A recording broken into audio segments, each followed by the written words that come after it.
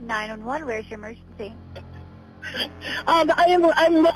There's a girl running down the street saying that her stepfather is killing everyone in her family. It's on the corner of where there's a body shop and the fire department. Do you know what road this is? Okay, what's your name? I ran to the fire department. What's your name? Do you know what road this is? Laura Lindell Road. You said what? It's Laura Lindell Road. Okay, and what did the female say to you? And she says that her stepfather is killing everybody in her house. Imagine the person you trust the most, the one who is supposed to protect you, turning into your worst nightmare. This is the horrifying story of Chad Doerman, a father who committed an unimaginable crime against his own children.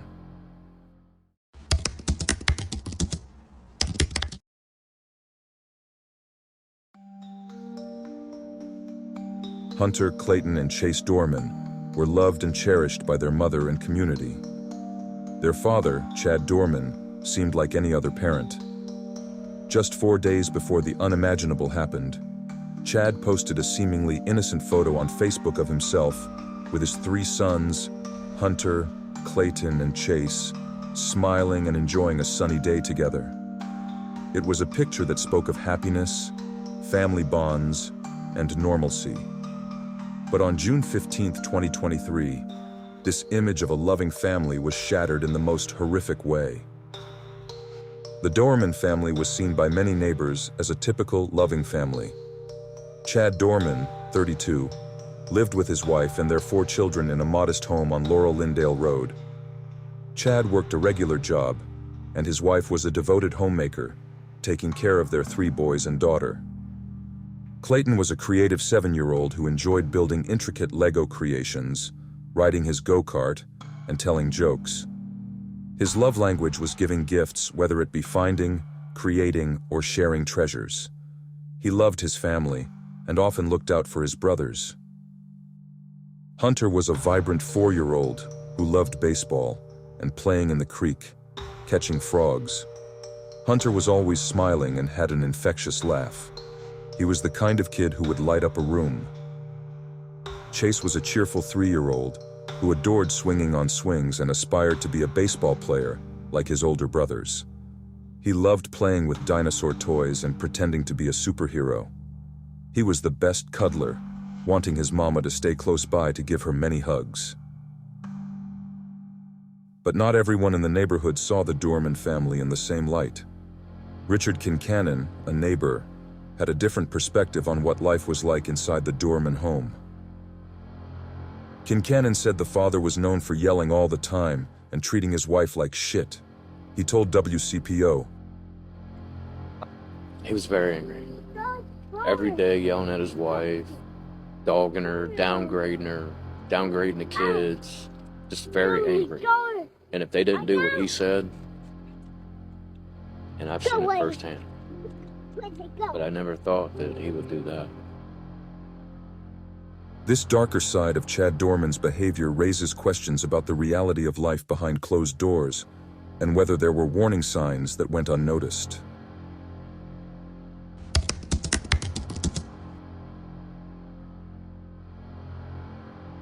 Chad Doerman walked through his house, clutching a Bible and muttering, "Chad knows what's right." While he walked to the gun safe, his wife noticed the behavior and told him that he was scaring her. Doerman told her he was just kidding and decided to lie down on the bed. His wife did not want him to be alone, so she and her sons went into the bedroom with him. Eventually, Chad got out of bed, retrieved his .22 caliber Marlin rifle from the gun safe, and tragically ended the lives of his 3 sons. Chad shot Hunter twice. His wife immediately called 911, screaming for her other children to run. Clayton tried to run but was chased down and shot in a nearby field. Chad returned to the house and ripped 3-year-old Chase from his mother's arms before shooting him as well. He took my life from me! My life! Following the horrific events, law enforcement swiftly moved to apprehend Chad Doerman. Upon arriving at the scene, officers found Chad sitting outside his home, a rifle nearby, showing no resistance as they took him into custody. This immediate arrest was just the beginning of a complex and emotionally charged legal battle.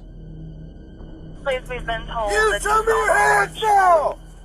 Stand up and Stand up! Walk towards us! Stand up now! Walk towards us! Stand up with your hands up! The investigation revealed chilling details. Doerman admitted he had been planning the murders for months. The stepdaughter, who witnessed the horror, managed to escape and alert neighbors, ultimately leading to Doerman's arrest. Evidence collected from the scene, including the rifle and Doerman's own chilling confession, painted a clear picture of premeditated murder. Doerman is charged with 9 counts of aggravated murder, 8 counts of kidnapping, and 4 counts of felonious assault. Despite his confession, he pleaded not guilty by reason of insanity, citing severe mental illness. Chad Doerman's first court appearance was on June 16, 2023, where the charges against him were formally read. He showed little emotion as the gravity of his alleged crimes was detailed. On June 23, Doerman pleaded not guilty, claiming insanity as his defense. This plea set the stage for a legal battle that would explore not only the facts of the case, but also Doerman's mental state at the time of the murders. As the legal battle unfolds, prosecutors are seeking the death penalty for Doerman, while his defense argues his mental state at the time of the crime.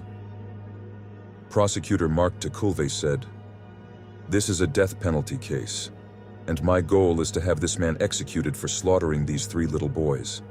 The terror and trauma they experienced must never be forgotten." After more than a year of court developments, Chad Doerman pleaded guilty to 3 counts of aggravated murder, 1 charge each for the murder of 4-year-old Hunter, 7-year-old Clayton, and 3-year-old Chase, and 2 counts of felonious assault. Judge Richard Ferentz said, as a result of the plea deal, Doerman is no longer eligible for the death penalty. Ferentz said Doerman would be sentenced to life without the possibility of parole instead. That sentencing was handed down Friday, right after the plea change. Chad Doerman was initially scheduled to appear in court on August 5th, but that hearing was postponed. Instead, Doerman appeared in court Friday for a last-minute hearing, during which attorneys said, surrounded a plea. Chad Doerman is now sentenced to 3 consecutive life terms. He was also sentenced to an additional 16 years on 2 felonious assault charges for injuring his former wife and his stepdaughter. Monroe Township, where the Doerman family lived, is a tight-knit community in Ohio. Known for its peaceful suburban lifestyle, it is a place where families know each other and neighbors look out for one another. The tragedy that struck the Doerman family was felt deeply across this small community. In the days following the tragic events, the community rallied to support the surviving family members and to honor the memory of the 3 boys. Memorials appeared outside the Doerman home, adorned with flowers, toys, and heartfelt notes from neighbors and strangers alike. Additionally, a GoFundMe campaign was launched by the boys' aunt to help cover the funeral costs. "Nothing will make this better. It will never be okay," the page reads. "But please, if you can find it in your heart to help relieve the financial burden of this tragedy, please donate. No one should have to go through this." In a statement written to the media, the mother of Clayton, Hunter, and Chase expressed her agreement with how the case was resolved. She said that the decision to end this case with a plea and multiple life sentences brings some finality to the court case for her and her daughter. She continued, "I have 2 requests from everyone here and everyone watching this. First, please respect my family's privacy. We do not want the media or individuals to try to contact us about this case. My daughter and I are real people who have to wake up every day and try to go on with our lives after losing the boys. We may just be a news story to you, but this is our reality. If you have any questions, please direct them to the prosecutor's office." Her second request was for everyone to remember and talk about Clayton, Hunter, and Chase for who they were before the events of June 15th, 2023. Remember them as the three little boys who loved fishing, go-karting, and swimming. Remember them as the little boys who were always at the baseball fields or running around outside. Remember them as the boys who loved to have fun and were inseparable from one another. Their lives are not only about what happened to them, they are so much more. The tragic loss of Hunter, Clayton, and Chase serves as a grim reminder of the fragility of life and the hidden battles some individuals may face. As the community seeks justice and healing, we are left to ponder, how could such a tragedy be prevented in the future? If you found this story compelling, please like, subscribe, and share to raise awareness and support those affected by this tragedy. Until next time, stay curious and stay safe.